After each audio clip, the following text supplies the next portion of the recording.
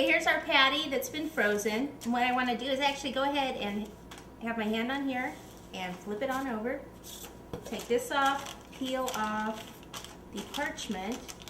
And it looks like this could have actually stayed in the freezer a little bit longer. Actually, a lot longer. We're going to see if this will work. If not, we'll have to redo it. Okay, what we want to do is actually bring it over. And I'm going to flip it down towards me. Ah! If it was frozen, that wouldn't have happened, but we can fix it. Don't worry. Go ahead and push it on. Luckily, it has those cake crumbs on there, so we can just kind of push it. Now I'm going to go ahead and get a spatula. And go ahead and just spread it out a little bit. We'll be fine.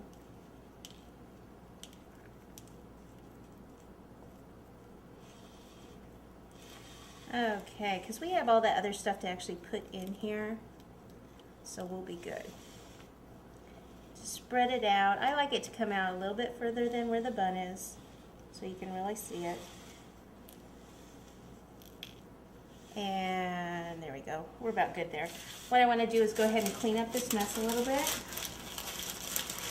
And I'll go ahead and get the bun out of the freezer also. Okay, I've got my hamburger, the top of my hamburger bun out. What I've done here is just rolled out my cheese, my yellow fondant. I'm going to use the pizza cutter, cut it into a square. But it's actually easier if you go ahead and cut it like this into the little triangle shapes and place it over like so. The reason for that, it's just easier for you to maneuver it, actually place it where you'd like it. One more over here. Because trying to get the whole piece on top of your cake could be a little messy. So, I'm going to make sure we can still see our bun or our hamburger though. So I might want to adjust this, go ahead and bring it in a little bit more. And especially here in the front.